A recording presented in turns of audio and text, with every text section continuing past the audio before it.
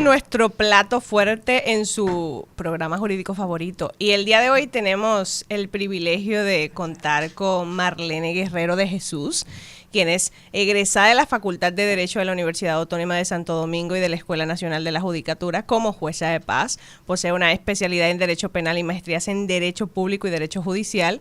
Además, ha realizado especializaciones en diversas áreas del derecho y cursos avanzados en interpretación constitucional. Desde 1999 ha servido al Poder Judicial Dominicano desempeñándose en roles como oficinista, secretaria, abogada, ayudante y juez en distintas instancias. Actualmente como jueza de la 10ª Sala Civil y Comercial del Distrito Nacional. También es docente de Derecho Civil en la Universidad Nacional Pedro Enríquez Ureña. Hoy conversamos sobre la Ley 141-15 sobre reestructuración en los tribunales. Bienvenida, magistrada. Ay, muchas gracias. Buen día. Gracias a todos por la invitación. Yo feliz de compartir con ustedes. Nosotros feliz de tenerte aquí. Ay, gracias. Honrados. Bueno, gracias.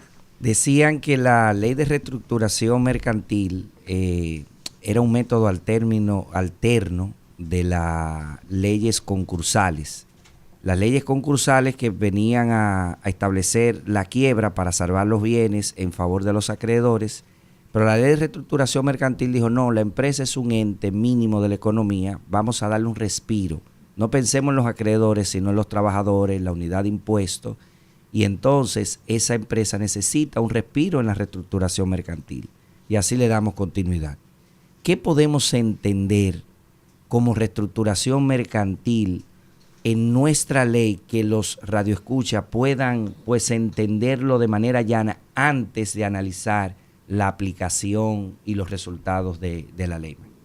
Bueno, gracias. Bueno, mira, la ley 141-15 contempla dos procedimientos, que es el de reestructuración, propiamente dicho, que yo entiendo que realmente ese es el espíritu de la ley, porque la reestructuración lo que llama es a salvar la empresa, como tú has dicho.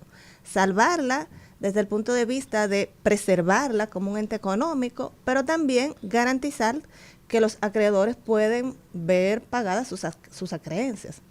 De modo que la reestructuración podemos decir que es un método o una forma mediante el cual una empresa, a través de capitalización o de acuerdo o cualquier otro sistema de inyección de capital, pudiera decirse, puede sobrevivir, organizarse y a la vez poder cumplir con sus obligaciones económicas. Sí, porque de hecho es que el sistema de quiebra era entro, vendo y liquido y salvo a los acreedores y no había un orden.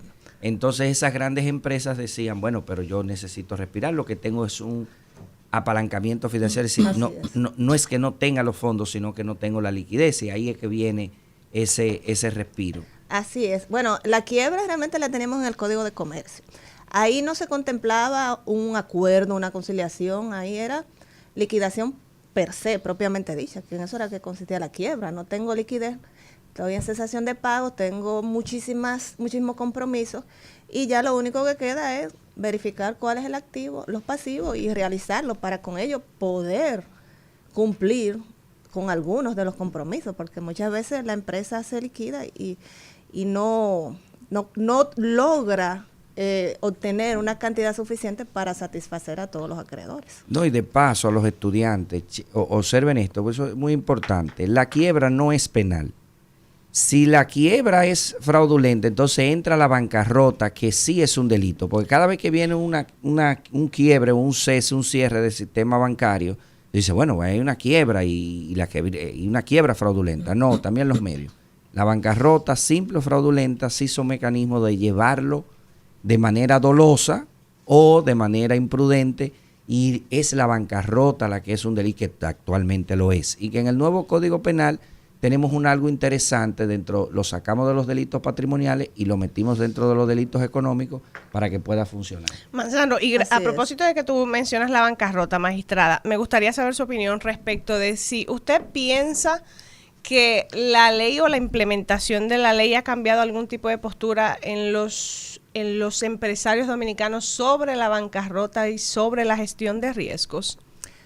Mira, realmente lo primero es que la ley a pesar de que es del 2015 y que tuvo una vacatio legis de 18 meses, yo entiendo que no ha sido del todo divulgada y conocida.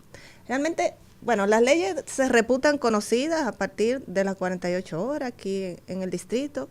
Perdón, 24 horas aquí en el distrito y 48. Pero la verdad es que no todos conocemos las leyes. Uno conoce la ley que influye en la actividad que tú realizas. Exacto, eso es Pero así. esa es una presunción, ¿verdad?, que se reputa conocida. Sí. Entonces, la ley desde el 2015 a hoy, 2024, yo entiendo que no ha sido explotada, ni siquiera por las grandes empresas. De hecho, si vemos las estadísticas de los tribunales, vamos a ver que ha sido muy baja. Realmente, por lo menos en la sala que yo presido, desde el 2019 que fue creada, lo que han entrado son 31 expedientes. Wow. De esos 31 expedientes, solamente 3 están activos. Y ustedes me preguntarán, ¿pero y por qué solamente 3 están activos? Porque la ley tiene un sinnúmero de requisitos. Primero, para que el deudor o el acreedor pueda solicitarla, o sea, pueda acceder a ella. Esos son unos requisitos. Y luego también tiene una serie de cuestiones que inciden en que realmente vaya a prosperar eso. Pero ahí vamos también aunado con la comunidad jurídica, los abogados. O sea, tenemos que conocer la ley, tenemos que analizarla para que cuando yo la lleve a un tribunal, esa solicitud, pueda ser sopesada y pueda ser admitida. Pero si desconocemos cuestiones elementales de esa ley, realmente no va a poder tener como ese boom que se pretendió. ¿Quiénes la aprovechan? Realmente la aprovechan aquellos que la conocen y que pueden sacarle el potencial, y aquellas empresas también que tienen, diría yo, potencial de reestructurarse, porque es un procedimiento también un poco costoso. Ese es el tema, y precisamente por eso que usted comenta ahora, le iba a preguntar que cuáles son las limitaciones, además de la evidente falta de conocimiento de muchísimos colegas profesionales jurídicos y del costo asociado a este tipo de procedimientos, por la naturaleza de él, a pesar de que se hace a través de tribunales ordinarios.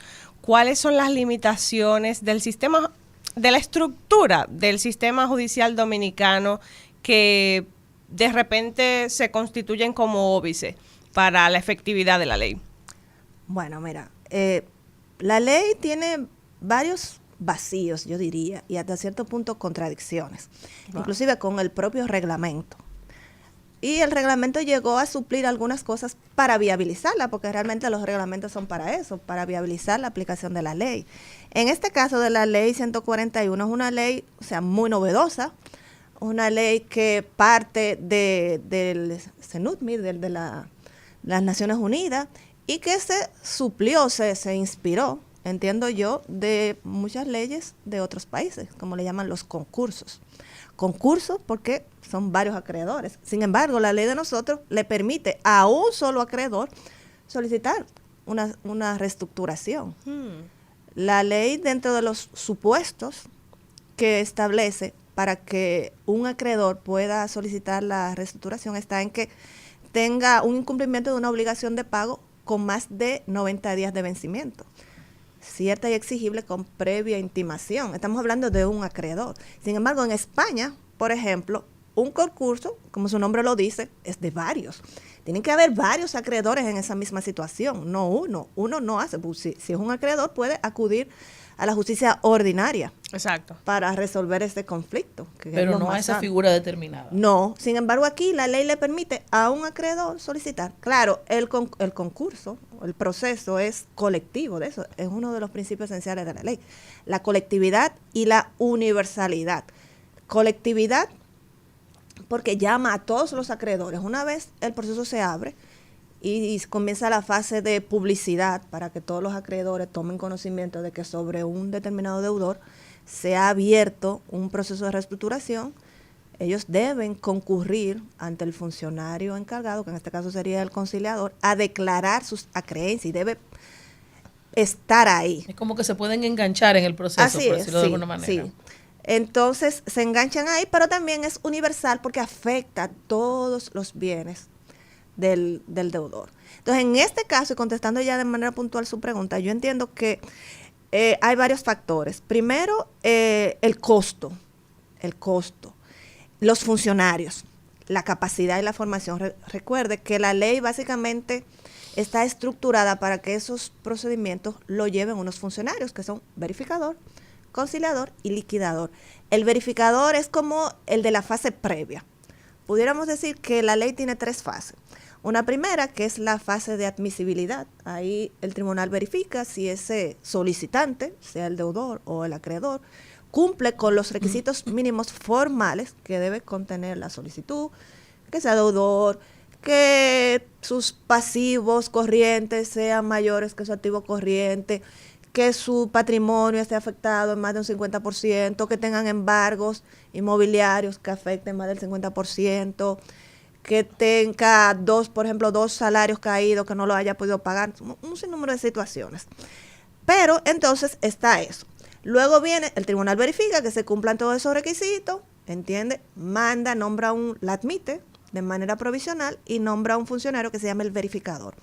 El verificador es aquel que va a analizar la situación financiera de la empresa, como un contador. Realmente debe ser un contador. La ley no lo establece, pero se supone que es lo más lógico. Obviamente. Más idóneo, ¿verdad? Porque ¿Y cómo se elige? Sería bueno. Por una terna que proponga ¿cuál es el proceso? No, entonces está la Cámara de Comercio. Hay un organismo, podemos decirle así, que se llama Fedocámara. Ahí están. Ahí se registran todos los que quieren ser funcionarios. O sea, es un concurso, de hecho, sí, donde aplican. Yo iba a postularme como conciliador para la ley. Pero no, conciliador en esa ley no es que usted va a conciliar entre el crédito y va a hacer una conciliación. No, es una verificación de las deudas y quiénes son realmente los deudores. Es decir, no es aquel conciliador juez que le va a decir, mire, reúnanse, paguen. Ese no es un conciliador de cuentas. Pero mire, magistrada, cuando yo vi todo eso delito... Perdón que te interrumpa, sí, realmente el conciliador tiene una función... tremenda. Sí, pero cuando yo vi todos esos delitos penales detrás de la ley y como aquí se someten alegremente a los procesos penales, me devolví de ahí. Mira, realmente los funcionarios tienen un peso grande en el proceso. De hecho, tienen incompatibilidades que deben de observarse y pueden ser sustituidos si no cumplen con sus funciones. Bueno, pero siguiendo, entonces ellos concursan. Se quedó en el verificador. Ellos concursan, los funcionarios, entonces en la Cámara de Comercio hacen una lista de todos ellos, entonces cada vez que un tribunal tiene que designar a uno, bueno, pues escoge uno de manera aleatoria. Entonces, sabe que tenemos 2 tribunales, la ley establece 2 tribunales, uno que está en Santiago, para todo lo que es el Cibao, y el otro que está aquí en el distrito, básicamente. Entonces tenemos los funcionarios, el verificador, una vez el tribunal entiende que la solicitud tiene mérito, bueno, pues lo nombra. Entonces ese verificador, digamos que un contable va a analizar los estados financieros, la situación, va a hacer un levantamiento de lo que hay. Entonces ese funcionario va a dar una opinión al tribunal de si a su entender, a su experiencia, a sus conocimientos, ¿verdad? Es como un informe pericial realmente. Sí, así es. Entonces, con base a ese informe, el tribunal va a ponderar ya si realmente procede a aceptarla o rechazarla. Es un informe que, como todo informe pericial, realmente no ata al juez, que los informes periciales no lo atan, simplemente el juez lo valora a ver hasta qué punto puede tener peso para que pueda ser admitido. Entonces, si entiende que sí, bueno, pues admite la solicitud y se abre la fase de negociación y conciliación. Entonces, ahí entra otro funcionario. El conciliador. Entonces, el conciliador tiene una serie de funciones y dentro de ellas es levantar o recibir a todos aquellos acreedores que hagan sus declaraciones conforme lo establece la ley. Tienes unos plazos para ello, levantar una lista provisional de acreencias, esa lista se publica y para que cualquier acreedor o ya sea que no esté de acuerdo con el monto que se le haya puesto en la lista o con la categoría del crédito, porque la ley también establece una categoría, de hecho, incluye una categoría diferente a la que conocemos en el derecho civil, porque en el derecho ordinario tenemos los acreedores garantizados o privilegiados y los subordinados, pero la ley incluye otro, que son los subordinados. O sea, tenemos el rango, ¿verdad? En la prelación. Garantizados, privilegiados, subordinados, entonces, quirografarios, entonces ya por último vienen los subordinados, que eso es lo que después que se le pagan a los privilegiados, a los garantizados, después de los quirografarios, si hay algo. La colita. Entonces vienen. Entonces, entonces se publica esa lista de manera provisional, 3 días en un periódico de circulación nacional. Un costo tremendo, porque ya ustedes se imaginan lo que es publicar un extracto de una decisión, cómo son los costos de publicidad. Eso todo lo tiene que pagar el deudor. Eso es una de las... Permiso, que justamente me llama la atención el asunto de los costos, porque yo estoy escuchando todos esos funcionarios y las personas que tienen que participar en el proceso, que son personas como con una supercapacidad o un entrenamiento muy específico respecto. Bueno, esa es la idea, ¿verdad? Por lo menos ese es el ideal. Pero, o sea, hay que todos esos profesionales son muy exclusivos, o sea, son cosas como tan puntuales que no es que, mira, llámame al contable de ahí para que me haga esto. No, y el abogado que lo lleva. Sobre todo, o sea, ¿quién? Bueno, pues aquí no hay defensa pública. Entonces, aquí es que viene las parte de las trabas, los costos. Los costos van en el propio proceso, que son las publicaciones, las notificaciones, pero también en los pagos de los honorarios de los funcionarios. Sobre todo en una empresa que se está reestructurando porque te quiebra. Exacto. Está mal. Escúchame, maestra. ¿Quién lo paga? El deudor. El deudor demandante. Pero no siempre el deudor es el demandante, porque la ley, legitima al deudor, pero también un acreedor. Digamos que yo soy la deudora y yo, por alguna razón, no quiero. No puedo, por lo que sea. No tomo una iniciativa de solicitar mi propio proceso. Pero si hay un acreedor que está forzando, y como quiera lo paga el deudor. Como quiera lo paga el deudor. Paga. Y el deudor, no solamente eso, además de que tiene los costos, ¿verdad? Cuando se apertura el proceso, él tiene que hacer un depósito judicial. Porque si no se hace ese depósito, bueno, pues no nos movemos, porque el tribunal es que se encarga de hacer esas gestiones de publicidad. De hecho, la Suprema tiene un departamento que es compra y contrataciones, donde se le solicitan a los periódicos cotizaciones, ¿verdad? Se hace el que mejor convenga, pero si los fondos no están ahí, no se hace nada. Entonces ya entiendo lo de las intrínculas de la ley.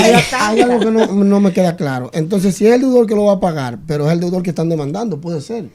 Entonces, ¿y qué pasa si el deudor dice, pero yo no quiero que me demanden? ¿Cómo yo voy a pagar para que me demanden? ¿Cómo lo puede pagar el acreedor entonces y luego cobrárselo? Nosotros tuvimos un caso allá en el tribunal que se dio esa situación. El deudor, óigame, de hecho, la ley contempla un proceso de orden público. El deudor inclusive tiene un deber de cooperación. El proceso puede entrar de una forma, por ejemplo, una solicitud de reestructuración, porque al acreedor y para él mismo, porque realmente el fin de la ley es salvar la empresa y garantizar, esos son los objetivos esenciales, garantizar la preservación de la empresa, pero también pagarle a los acreedores.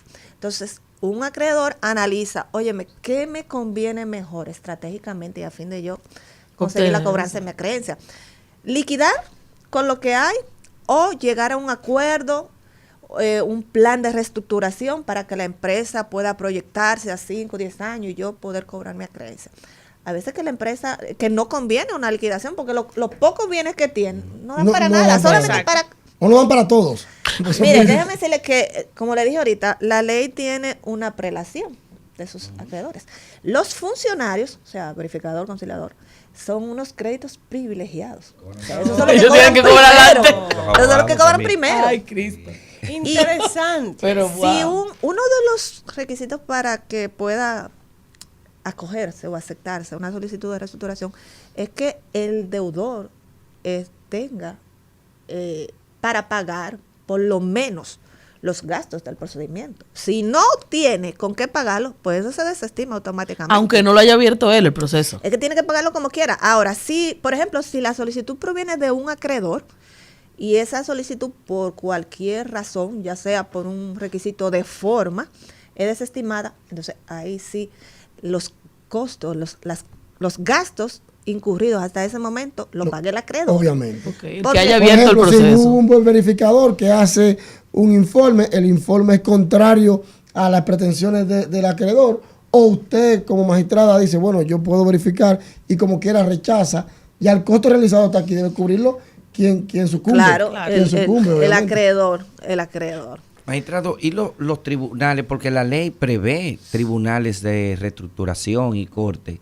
¿Realmente están habilitados o se funcionan con las salas civiles y comerciales? ¿Cómo funcionan los tribunales? Bueno, la ley realmente prevé tribunales de reestructuración a nivel nacional de primer grado y de segundo grado. Pero tiene unos artículos transitorios que le dan la potestad, porque van a ser entes del Poder Judicial, sí. Pero hasta que se creen y se pongan en funcionamiento, la ley le permitió que destinara la Cámara Civil para que conociera. Entonces, lo que se hizo fue que se crearon salas especializadas de la Cámara Civil y Comercial. En este caso del Distrito Nacional, aquí tenemos 2, que es la 9ª y la 10ª. En Santiago está la 7ª. Pero antes de la creación de estas 2 salas, que fue en marzo del 2019, cuando la ley comenzó a aplicarse, en el 2017, se creó como Tribunal de Reestructuración la primera sala. Ese era el único tribunal. Pero una pregunta, entonces la jurisdicción, ¿cuál sería la competencia? ¿Es del Distrito Nacional solo para los casos del Distrito Nacional o puede abarcar una jurisdicción mayor? No, el Distrito Nacional conoce San Pedro, La Romana, Higüey, todo lo que está fuera del Cibao. Exacto. Atomayor. Inclusive conoce lo de San Francisco, porque nosotros tenemos un caso de una empresa que realmente nació allá, aunque su domicilio está aquí, pero no. Se mudó para acá, pero conoce, déjame ver, creo que de Baní para acá. Ok. El Cibao lo conoce el otro. Magistrada, y una pregunta. Para nuestros colegas que nos escuchan ahora, en el marco de un proceso de esta naturaleza, errores que usted como abogado no puede cometer. ¿Cómo hacer un procedimiento de reestructuración puntualmente sin morir en el intento, desde su experiencia? Bueno, antes que... Y evidentemente desde lo que usted pueda decir. Sí, como te dije, lo primero es los requisitos. Te traen una serie de requisitos. La ley también establece una creencia mínima. Te dice que tienen que ser 50 salarios mínimos. 50 salarios mínimos del sector público, no sé más o menos cuánto estará, porque varía, ¿verdad? Pero digamos que 16,000 y algo. 18, Exacto. 15 por ahí. Pero digamos que moviéndolo a peso ya líquido, serían como más de 600,000 pesos, ¿verdad? Sí. Más o Sí. menos. Entonces tú tienes que tener una creencia mínima de 50 salarios mínimos para poder acceder a ello. Entonces, ¿qué es lo que yo veo en la mayoría de los abogados? Primero, que utilizan esa ley para plantear un incidente. Generalmente, incidentes en ejecuciones inmobiliarias. Eso casi es así. También introducen una solicitud como si fuese una demanda ordinaria comercial, de la naturaleza que sea. Ya sabemos que realmente el procedimiento de reestructuración es meramente administrativo. Aquí no hay solicitud de fijación de audiencia, aquí nada. De hecho, la ley establece en cuáles casos se puede celebrar una audiencia. A veces los jueces, con ánimo, tú sabes, de garantizar mejor el derecho de defensa, convoca a una audiencia en situaciones que realmente la ley no te lo dice, pero uno lo hace a fin de que sea contradictorio, sea transparente, que las partes puedan verse, tú sabes, puedan plantear cualquier situación. Sí, porque es que el procedimiento es muy invasivo realmente. Es un procedimiento que suspende todo. Bueno, la ley dice, el artículo 54 dice que desde que se presenta la solicitud, se suspenden todas las ejecuciones. Sí, que si hay un embargo inmobiliario mañana y se presenta eso, ya se había presentado hace una semana, puede detener el embargo. Bueno, eso lo dice la ley. Sin embargo, el reglamento de aplicación establece que esos efectos suspensivos de todo procedimiento judicial, extrajudicial, contencioso de la naturaleza que sea, se suspende después que la solicitud es aceptada y publicada. Vamos a ver aquí, recuerden que la publicación, la ley contempla un sistema de publicación distinto al ordinario. Sí. La publicidad que contempla la ley, para cual todo el mundo se considera notificado o enterado, es a través del portal del Poder Judicial.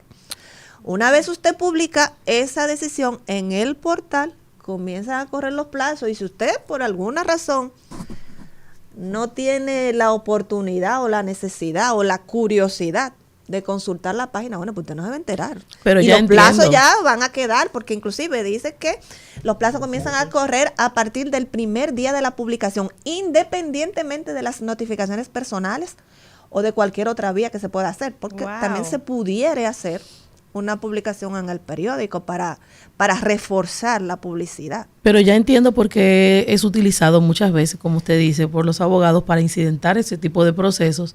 Porque si tú te apareces en un tribunal, tengo una solicitud aquí, quizás el juez debe haber compelido a decir, bueno, no sé si la van a aceptar o no, si la aceptan entonces lo va a parar, si no la aceptan entonces como una medida prudencial, entonces déjame detener esto aquí hasta que ese juez decida.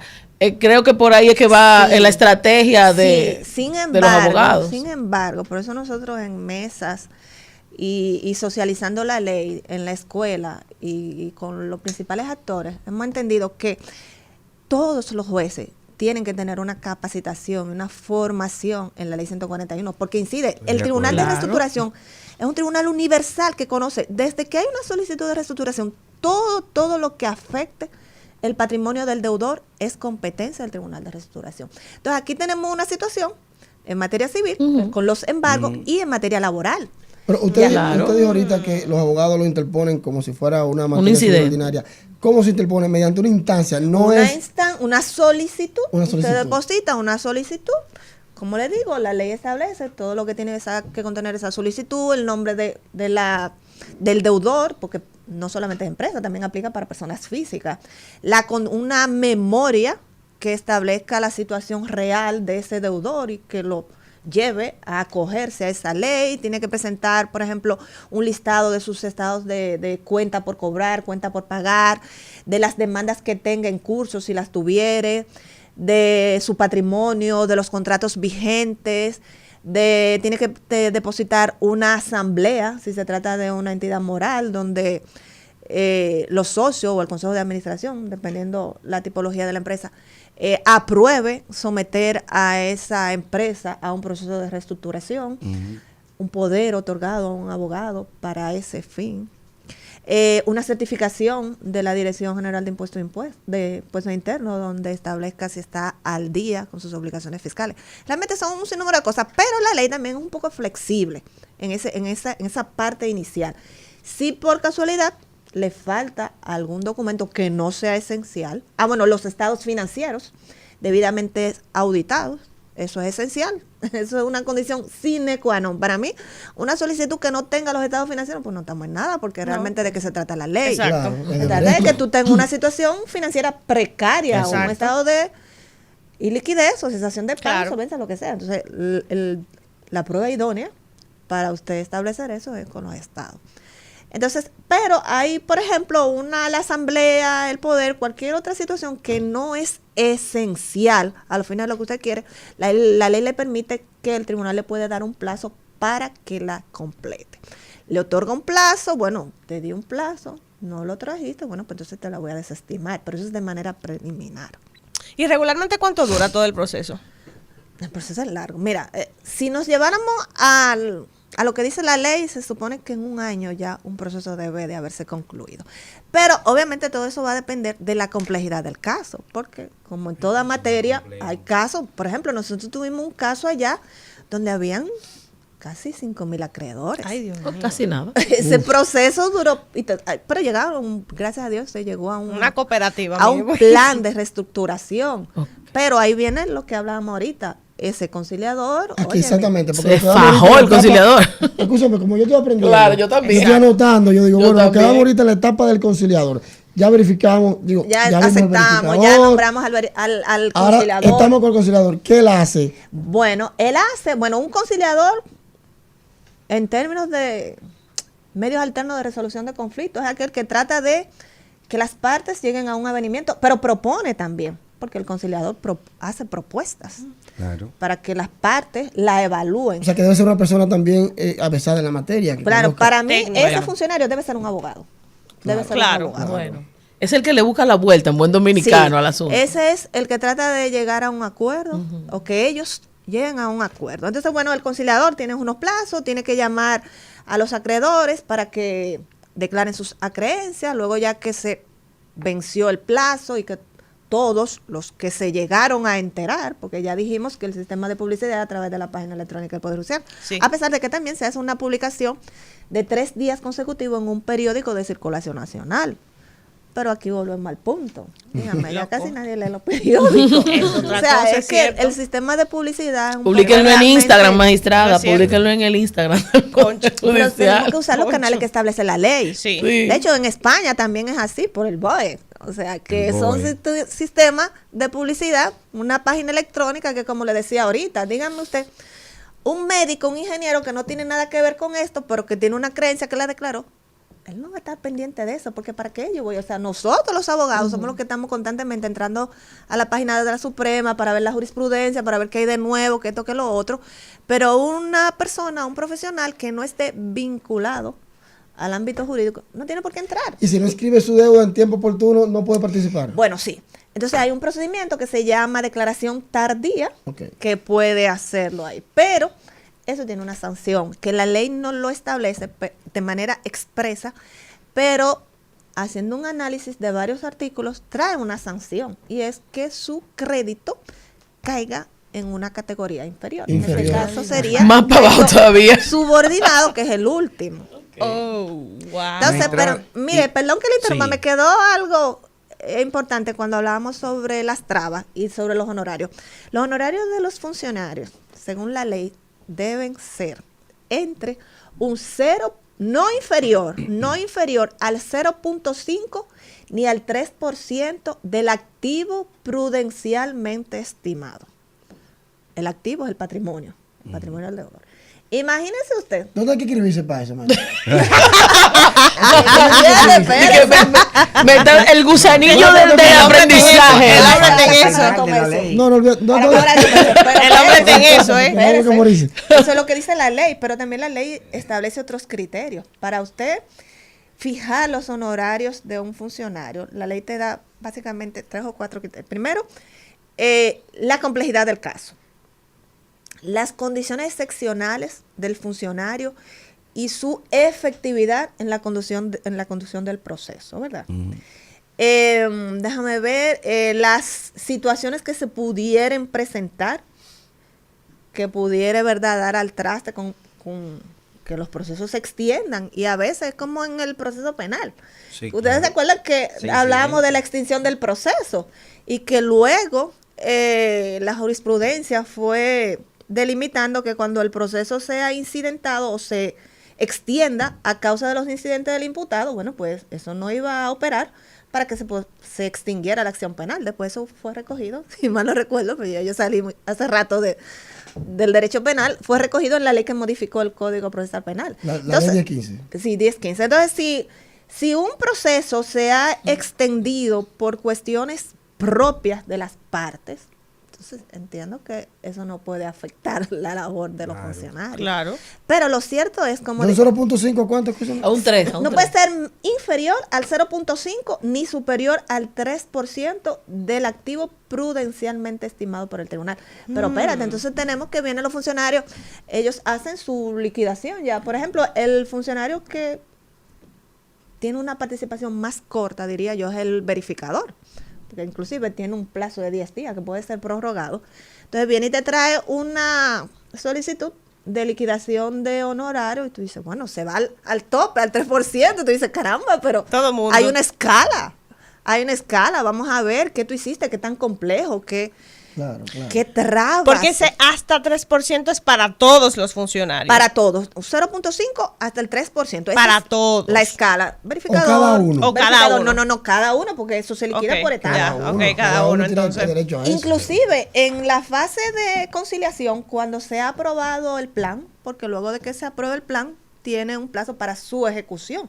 Y ahí entonces el conciliador tiene otros honorarios. Ya no lo de la fase propiamente dicha, sino lo de la fase de Ok, ejecución. ahí- del plan. aquí nos quedamos. ok. Exacto. Digamos que culminamos con el conciliador. Él desarrolla un plan que puede consensuar, o sea, propone un plan, ¿verdad? Que se aprueba entre acreedores y deudor.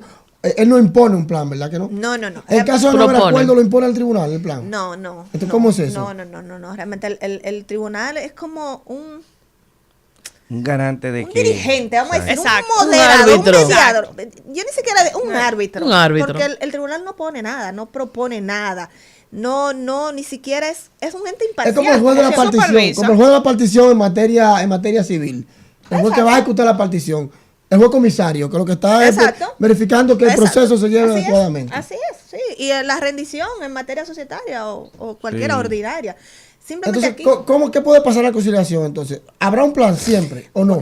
No necesariamente. El plan puede provenir del deudor o de los acreedores. ¿O conciliado entre ambos? No, espérate, entonces cuando cualquiera de las partes lo somete, o sea, dígase el deudor o los acreedores, entonces eso tienen que conciliarlo, porque la ley también establece un sistema de votación. Ok. No todo el mundo va a votar. Imagínese usted en un proceso donde haya un gran número de acreedores. Usted se imagina el caos que se va a ver si cada uno, ¿no? Entonces la ley establece quiénes tienen facultad de voto. Entonces eso va a depender del monto de su acreencia. Entonces esos que tienen derecho a voto son los que van a decidir si aprueban o no ese plan, que fuere presentado por el deudor. Exacto. Si el deudor lo presenta, entonces tiene que ser aprobado por los acreedores o por su mayoría. Si no, entonces tiene que presentar otro nuevo. Pero entonces ya yéndonos a la parte del tribunal, imaginemos se presenta un plan. No se aprueba. El plan tiene unos requisitos. Entonces el tribunal tiene que verificar que ese plan cumpla con todos los Con requisitos. todos los requisitos. Para que sea aprobado y homologado. Porque a veces, si bien es cierto que se discute mucho este tema de la autonomía de la voluntad, porque al final del día es un contrato. Exacto. Un contrato firmado por las partes. Pero desde el público. Es de orden público, entonces el tribunal tiene que verificar, tú sabes, que se cumpla. Por ejemplo, el pago de los acreedores privilegiados, como por ejemplo los acreedores laborales. Eso no puede estar sujeto a negociación. De hecho, aquí hago un paréntesis en cuanto a las suspensiones que produce la aceptación de la solicitud de reestructuración. No se suspenden los pagos, los salarios. Eso no queda suspendido. Pues se suspende todo pago. Todo pago, yo te debo, mira, ya yo estoy en un proceso. Aunque la empresa no esté operando, porque es otro tema. No. Tiene que estar No, operando. porque si la empresa está operando, se supone que hay empleados y hay que Exacto. pagarle. Sí. No, sí, eso no se suspende. Entonces, digamos que no se aprobó el plan. ¿Qué hacer? Hay proponer Bueno, hasta que se apruebe. puede proponer uno nuevo, o si no, entonces ya pudiera irse a la fase de liquidación. Por eso que yo... Sin plan. Sin plan. No, pero se puede ir a liquidación por varias razones. Le dije al inicio que el deudor, aun cuando haya sido forzado a someterse a ese proceso, tiene un deber de cooperación. Correcto. Y si él no coopera, eso tiene una sanción, y es que se Correcto. vaya a la liquidación Directamente. directamente. Claro, porque la reestructuración persigue que la empresa siga operando. Claro, Que no la cierren, esa es la que no idea, ¿no? liquiden. Pero ¿a qué costo? Si él Si él no presenta colabora, traba, Entonces, Ahí si viene el la segunda deudor fase. tiene que permitir que todos los funcionarios tengan acceso ilimitado y directo a todo. A todo. A todo. De hecho, cuentas, banco, dinero, todo. crédito. Ir allá, hubo un caso allá que ese deudor, bueno, el deudor no permitió que los funcionarios fueran. Llamó a la prensa, o sea, era una persona, al parecer, bastante conocida en la localidad, y él hizo un show. Hasta los vecinos fueron acá. Todo el mundo. Entonces, aquí vamos con este tema de que la persona que es buena en su comunidad, la comunidad lo respalda, apoya. lo apoya, lo Ajá. defiende. Mira, le están haciendo un embargo, un desalojo, todo se tergiversa, todo Exacto. se distorsiona porque nadie sabe realmente lo que está pasando. Ahora tú sabes lo que está pasando, entonces tú tienes deber, o sea, un asunto de honestidad. Entonces, si el deudor no coopera con esos funcionarios, eso puede dar lugar a la liquidación. Pero también, si en la fase de conciliación, óyame, no hay forma de que el conciliador pueda hacer que esa parte lleguen a un avenimiento, a una negociación. Entonces, A la vamos convergencia perder. de un plan, se fue. Se liquida también. Se manda a O si no- liquidación. o se si- abre la fase de liquidación, abre- porque eso es otra fase. Ok.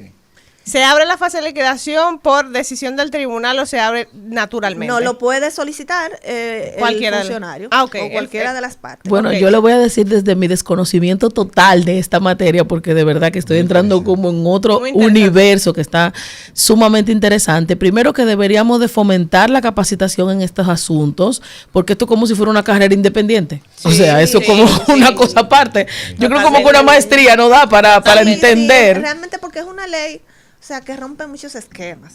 Aquí Bastantes. realmente, y de hecho, y hay otra cosa que no le dije, la ley también establece para el deudor una quita. O sea, estamos hablando Magistrada, pero La quita de la deuda, mucho la interesante. quita, o sea, pero no una deuda parcial. Estamos hablando que usted tiene una creencia de 1 millón de pesos, el deudor puede decir, mira, mi situación lo que me permite es pagarte un 70% de esa deuda. Agárrate de ahí. Usted sabrá O coge eso. O coge eso o vamos al o vamos al todo. proceso. Entonces, realmente es una ley que impacta y a veces Interesante. vemos en los tribunales, pero que eso no puede ser posible, porque ¿dónde Pero está esa la es ley? una propuesta que se hace en el plan. Eso lo contempla la ley.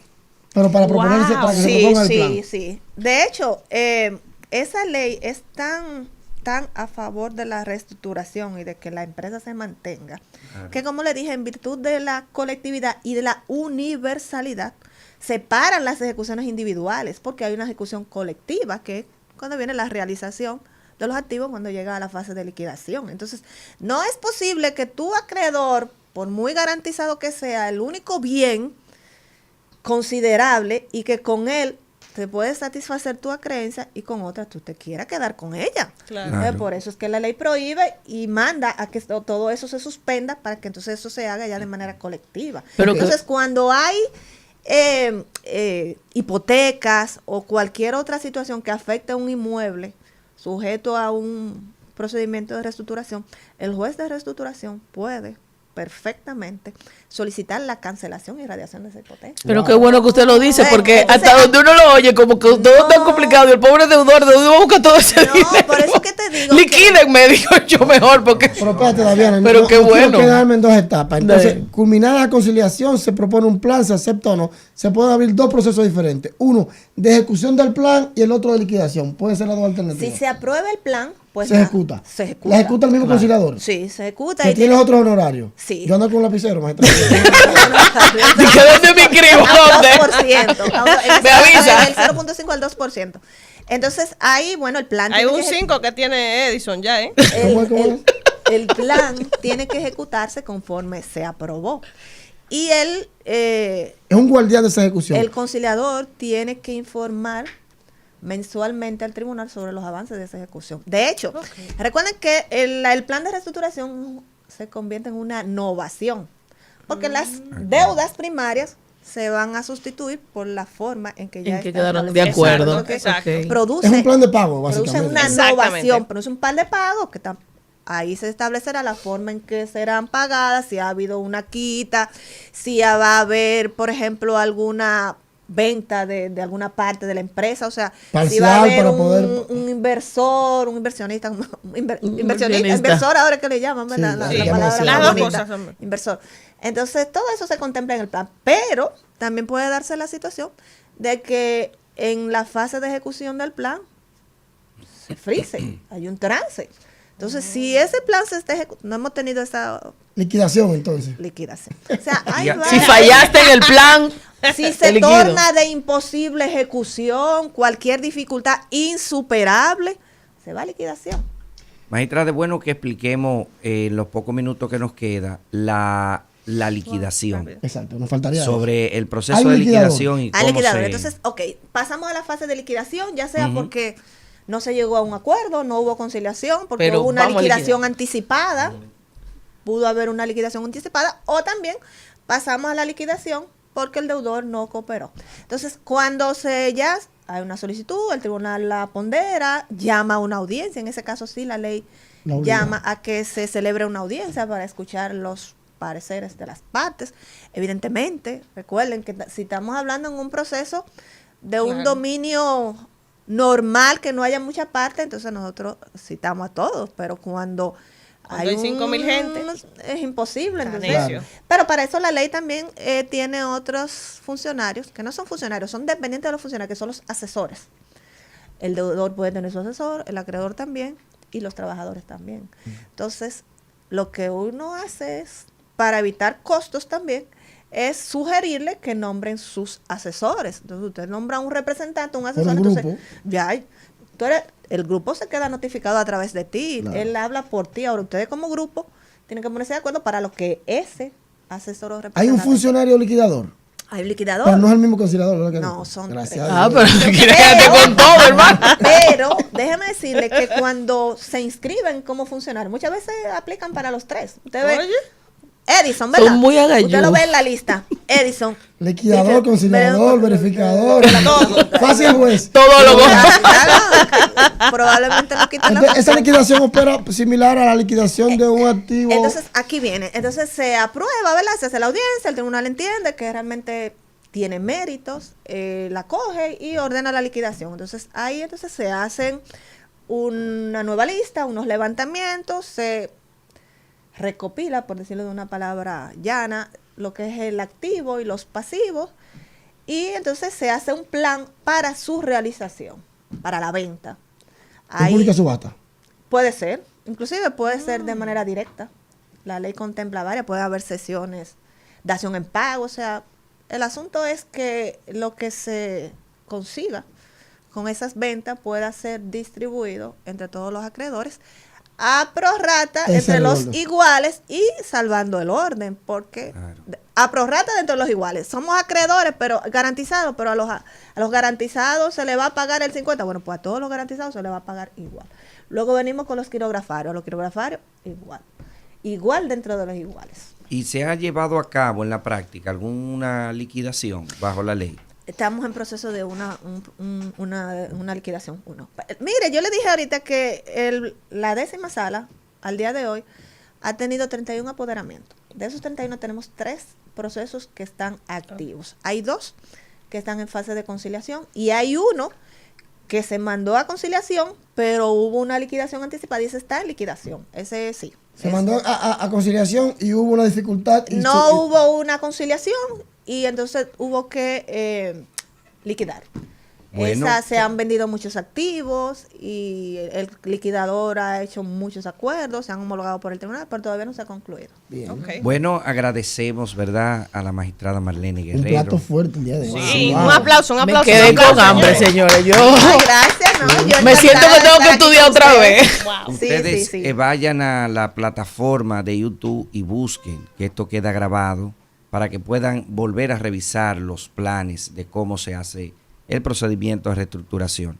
Lo escuchamos de manos de la magistrada Marlene Guerrero, que es una especialista, juez de la 10ª sala con vasta experiencia y que nos ha dado una pincelada de los procesos y cómo debe de hacerse.